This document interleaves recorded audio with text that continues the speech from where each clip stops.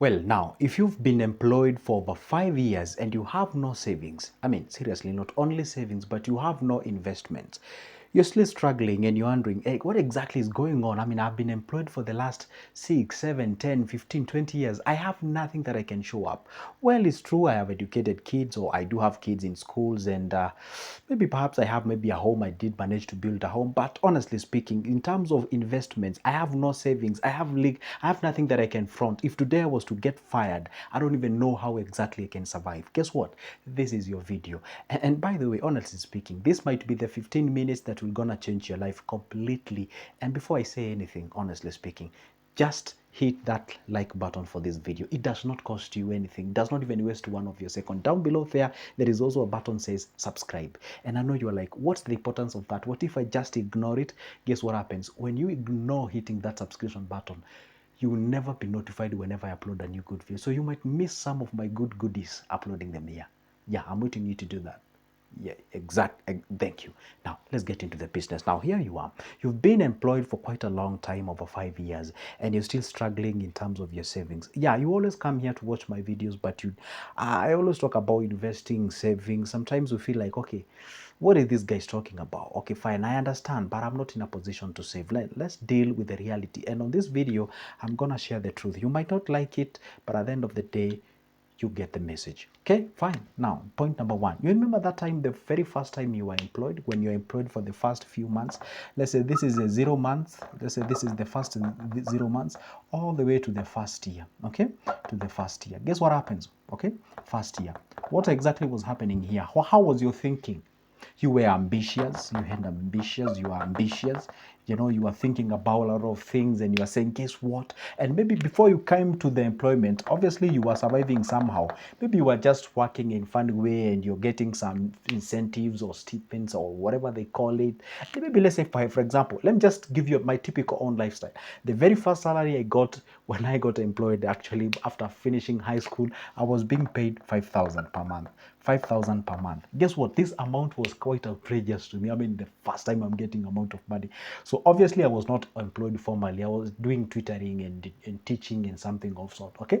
Now you get the 0 months. This is now you've been employed near, like formally you get a good job. Now after this point, remember you are earning at 5,000 and you are saying, hey, guess what? If I can just get an addition of only 2,000 on top of this 5,000 I'm earning, wow, I can do miraculous things. I can do greater things. Now here you got the first employment. Perhaps maybe let's say you were educating to be a teacher, or you were learning to be a teacher. You got the very first salary. Maybe it was around 20,000 per month. And guess what happens? Immediately, the moment people get amount of money, guess what happens? This is the thinking, the consumption. And what does it mean by consumption? You find somebody thinking about, hey, wow, I got the 20,000 now. You and the society tells you, hey, wow, I think you should get married now. I mean, you should marry. Why? I mean, you can provide for a wife, you can provide for kids, you can do the things. And what happens? And I mean, oh, come on, you are a man. Oh, you're like, it's true, it's true. And then you ask some few people, telling, hey, can you be able to marry the 20? Yeah, fine. You went ahead and say, hey, guess what? By the end of this year, I'm gonna marry. Let's say the very first year you are saying, hey, guess what? You're very ambitious. You from 5,000, now you're having 20,000. I'm gonna do something with this. And then you try to save. Maybe out of this 20,000, obviously you shift from where you are living. And that is the genesis of people's problems.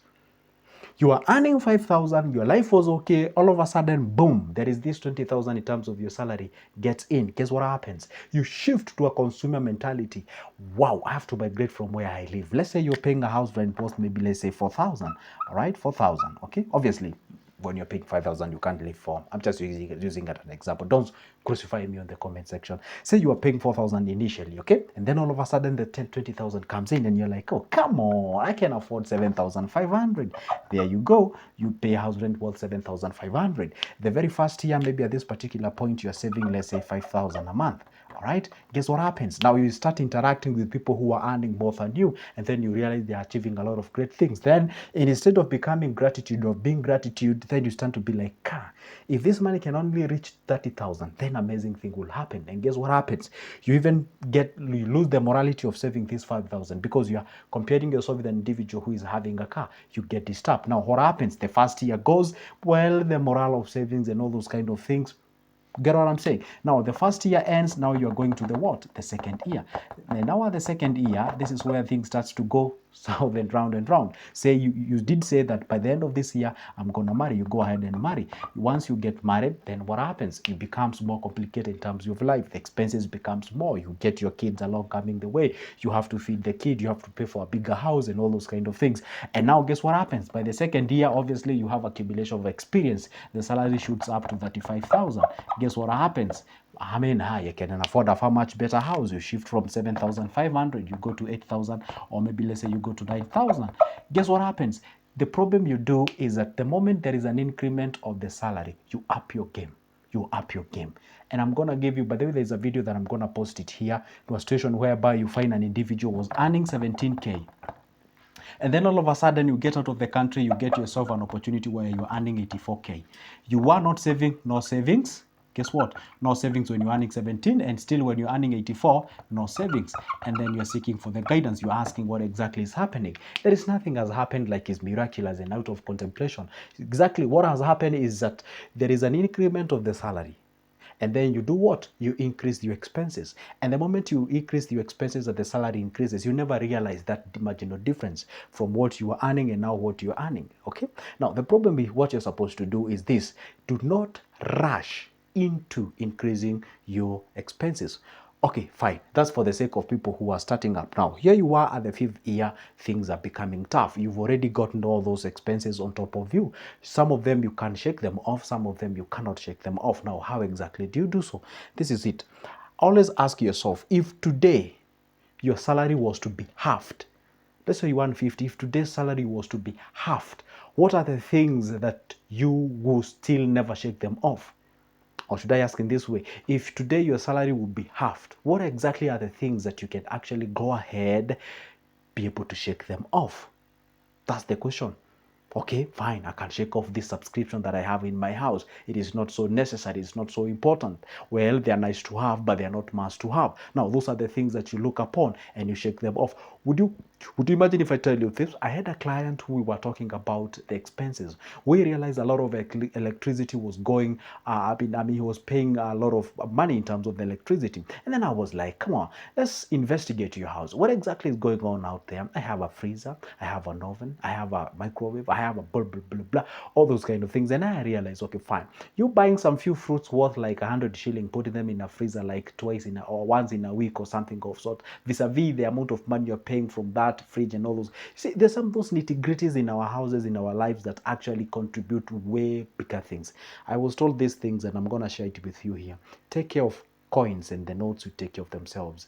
I repeat, take care of coins and the notes will always take care of themselves. So on simple terms, take care of minor things, major ones will take care of themselves. So at the 5th year, what you're supposed to understand is if you continue with the way you're doing things, I'm not a motivational speaker, I'm going to tell you the truth. The future is so dull. There is no light at the end of the tunnel. And if there is, maybe it's the light of an oncoming train and gonna crash you. So the reality is, shake off those things that you know you can shake them off. Come on. Must you grab those coffees in each and every week, like 2 times a week? I mean, seriously, must you do that? I mean, must you go to that outing and, with those friends or viewers and consume that amount of money, say in alcohol and all what have you? I mean, seriously, must you live in that house that you're living right now? What would happen if you were to sort of bring down your expenses? Or what happens if you were to live below your means? Increase the basket of savings that you channel towards the investments so that at least you can realize what we call a positive cash flow in your life. I mean, it's so has come to tell me that you make 30 G's a month and you live in a lifestyle that is that needs 30,000. So therefore you're making zero cash flow. You're supposed to live below that so that you can create more employment. And I know there's some guys who are always telling me, don't tell people to live below their means, tell them to make more. I mean, seriously, how can you make more if what you have less, you cannot even manage it? There's a reality. It's like changing the forest, but the monkey stayed the same. Let's say you are employed from 9 to 5, you're so much occupied. Well, how exactly do you make more? Sometimes it's good to differentiate between a motivation and the reality. The fact remains, the only way you can be able to make more is to salvage, get a little bit of the capital, channel it towards a business or an investment. That's now you make in what we call the cash flow. That is how you make the side hustles. Exactly. Now, the point is this: if you are above that 5 years and above and you've been employed, listen, let me tell you one thing. Nobody cares in terms of like what you put on, in terms of your shoes, what car are you buying, and all those kind of things. And never forget these 2 terms, okay? Life is made up of 2 things. I'm gonna repeat this until you understand, okay? Now, I know I've said this like a million times. Let today be a million and first time. So first, we usually have the things that we call the sustainables. Sustainables are things that do not make any development in your life. They do not. I mean, serious. If you buy yourself a coat worth like 10,000 G's, 10,000 Kenyan shillings, it does not make any development in your life. If you live in a house that is worth 60,000 a month, it does not make any development in your house. If you go out there and buy a car just to move you from one place, does not make you move from one place to the another. Have you ever heard of something called net worth? Net worth is that what you retain after consuming and all those kind of things. You see, net worth is not determined by how much you make. Net worth is determined by how much you can retain, your absorbability rate. How much can you absorb and retain and grow it? That capability and what you've already retained, that's what we call the net worth. And that's why I said between two guys, one is making 100 G's and be able to save like 55,000. The other one is making 300 G's and is saving 70,000. Which brain would you pick?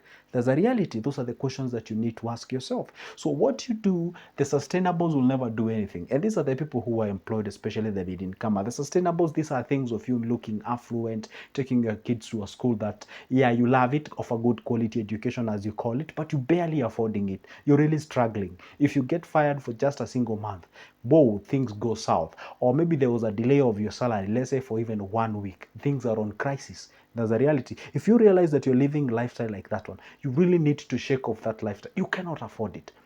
You know, this guy who I love from America, I think it's called Kanye West or something. He says that I cannot buy it if I cannot afford it twice.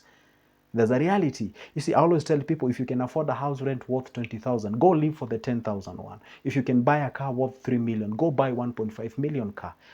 You always have a swift life as you move to the next level. But the problem is this: just because you can afford a car worth 3 million, go ahead and buy the entire 3 million a car. Go ahead and buy a half of that. You know, you get what I'm saying. We aren't in a competition in terms of consumption. First of all, build yourself, have yourself a very good foundation, and that is exactly how you grow yourself. So if you are above that 5 years, honestly speaking, we aren't here to motivate each other. We are here to tell each other the truth. Shake off some of the things that you're doing. Shake off the sustainables, and now focus on the other important thing about life, which is called development. Development, yeah, development. And this is where we differentiate the person A and B. Yeah, sure, we may differentiate person A and B using the sustainables, but the fact remains, on what basis? Just because you look so smooth and you eat in an elegant place, that does not make you developed. But if you actually, we see, hey, guess what? This guy has acquired a property. That guy is actually building some rentals. That guy has actually a portfolio of investments on the shares, on money market fund, on the bills and bonds and what have you. Then we can actually see you're doing something. Just in case something happens in terms of your job, you can be able to do what? To sustain yourself. There's no way sustainables can actually develop you, but developments can actually sustain you. Those are the things that you're supposed to understand. If you do not, you're gonna get yourself into lots of problems. That is the reality about the money. So if you've been employed for over that 5 years and you haven't done anything, you got to do something right now. It is not an excuse. It has to be done. That's a reality, and that is the only way we can change some of the things. So you're not bewitched. It is not because of your aunt or your uncles or I don't know, that night walker or whatever. It is because of you having that bad character as far as your money is concerned. That's a reality. I mean, seriously, let's hold the bull by its horn. That is the only way we're gonna change our lives and our financial things. Anyway, that's just a speaking. That's my end of my videos. But never forget this. My number is always on the description of this specific video. You can pick it up, shoot me a call or an email. We can talk business. For now, it's a goodbye. See you in the next one.